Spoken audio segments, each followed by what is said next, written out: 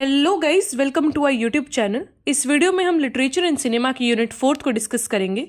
ये आपका 2 पार्ट में आने वाला है, तो this is your part first. तो लास्ट तक बने रहिएगा ताकि आप किसी भी पॉइंट को मिस ना करें और आपको अच्छे से भी वो सारी चीज़ें समझ में आए and you can attempt your answers. So without wasting much of your time, let's start the video. हमारा सबसे पहला टॉपिक है the language and politics of cinema.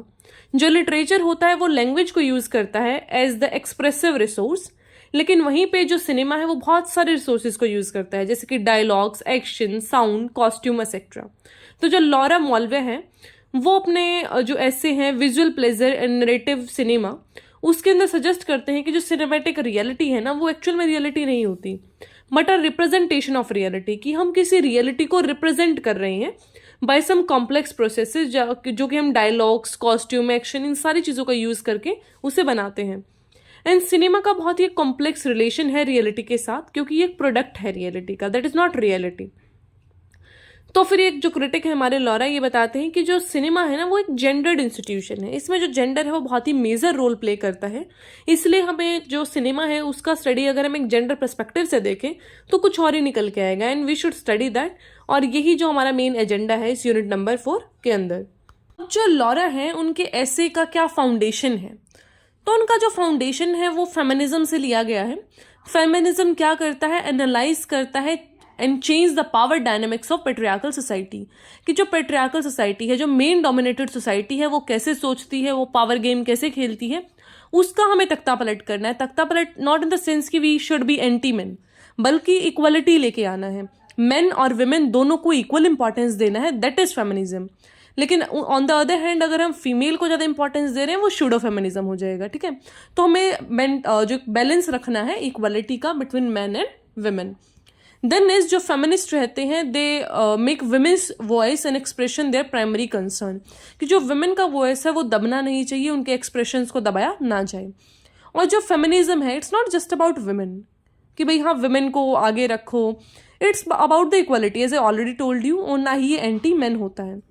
जो मैरी वुलस्टनक्राफ्ट का एक ऐसे है vindication of the rights of women, उसको भी इन्होंने अपना एक फाउंडेशन सोर्स लिया है इस ऐसे के लिए, जो कि 1792 में लिखा गया था। तो this will be the sources for this ऐसे एंड उसी का रेफरेंस लेके हम सारा स्टडी करेंगे सिनेमा के अंदर। तो हमारा फर्स्ट वेव ऑफ फेमिनिज्म आया था, उसका प्राइम फोकस था जो फीमेल है उनके लिए इक्वल जॉब अपॉर्चुनिटीज लाना, इक्वल राइट्स लेके आना, या फिर इक्वल वोटिंग राइट लेके आना, ये उसका मेन पर्सपेक्टिव था। लेकिन ऑन द अदर हैंड जब सेकंड वेव ऑफ फेमिनिज्म आया तो उसने देखा कि जो पेट्रियार्की है वो कंस्ट्रेन कर रही है वुमेन की लाइफ को, और बहुत सारे तरीके से भी। तो उन सारी चीज़ों को भी, उन सारे जो बैरियर्स है उनको भी हमें हटाना है। ये सेकेंड वेव ऑफ फेमिनिज्म में डिस्कस किया गया। हमारा नेक्स्ट टॉपिक आता है अल्थुसर's नोशन ऑफ आइडियोलॉजी। तो ये बात करते हैं मार्क्सिस्ट नोशन ऑफ आइडियोलॉजी के बारे में। तो मार्क्सिस्ट नोशन में क्या रहता है, set of ideas and beliefs जो कि इंडिविजुअल या फिर ग्रुप्स के द्वारा लाए गए हों, that are used to maintain and uphold the power of dominant social group और द क्लास। कि हमें क्या करना है, बैलेंस करना है क्लास ग्रुप वाले जो कॉन्फ्लिक्ट है उसको। तो फेमिनिज्म में हम जेंडर की बात कर रहे थे, लेकिन मार्क्सिज्म में हम क्लास की बात करते हैं। तो जो अल्थुसर हैं वो 20th सेंचुरी मार्क्सिस्ट फिलोसफर थे and he formulated another notion of ideology in his ऐसे, जिसका नाम था आइडियोलॉजी एंड आइडियोलॉजिकल स्टेट एप्रेटिसेस। तो 1970 में ये जो ऐसे था इन्होंने लिखा था। Then is employing the idea of psychoanalysis जेकिस लेकिन, जो अल्थुसर हैं वो प्रपोज करते हैं that the power of the capitalist state is maintained over the subject both by repressive state apparatus like government, army, police, law, court, prison and the ideological state. To conclude ये कहना चाह रहे हैं कि हमारा जो एक पावर रहता है कैपिटलिस्ट स्टेट का, वो 2 फोर्सेस के द्वारा मेंटेन किया जाता है। पहला होता है रिप्रेसिव स्टेट एपरेटिसेस जो कि गवर्नमेंट है, army, police, law code, and the second is the ideological state, जैसे कि आर्ट, मीडिया, स्कूल।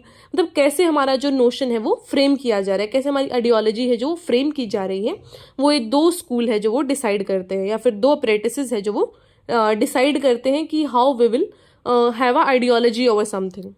फिर आता है लेकिनियन साइको एनालिसिस। तो जो जैकिस लेकिन है वो अप्लाई करते हैं फ्रूइड के idea about sexuality and the unconscious to language.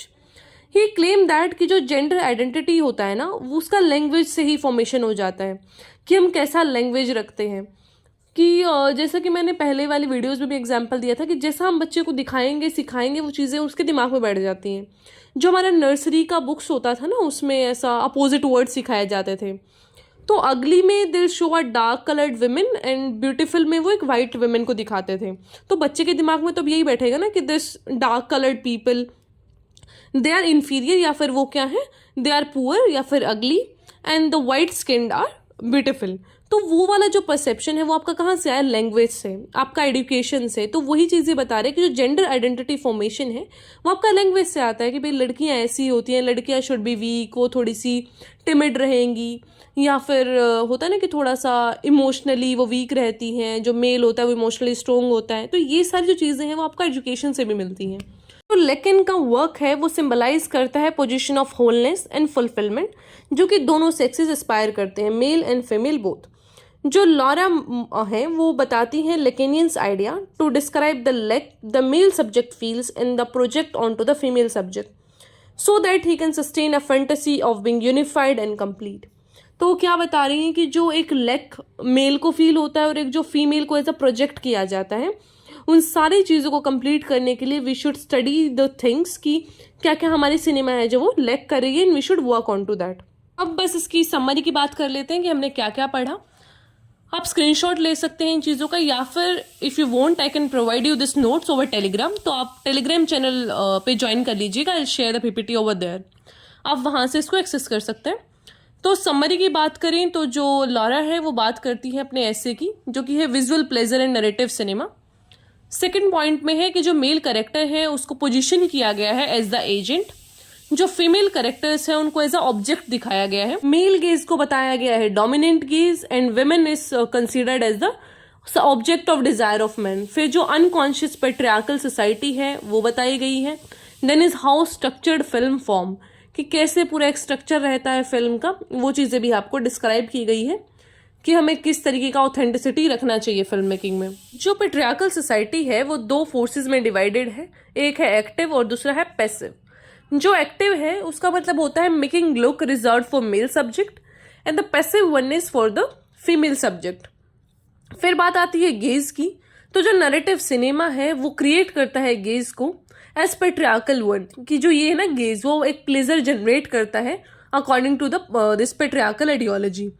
ठीक है, तो ये सब था इस फर्स्ट पार्ट में। आई होप आपको समझ आया होगा। फिर भी कोई क्वेश्चन है तो उसे आप पूछ सकते हैं इंस्टाग्राम पे ईमेल करके या फिर कमेंट सेक्शन में। You can also connect with me on Telegram channel, तो वहाँ पे आप पूरा 1-to-1 डिस्कशन कर सकते हैं।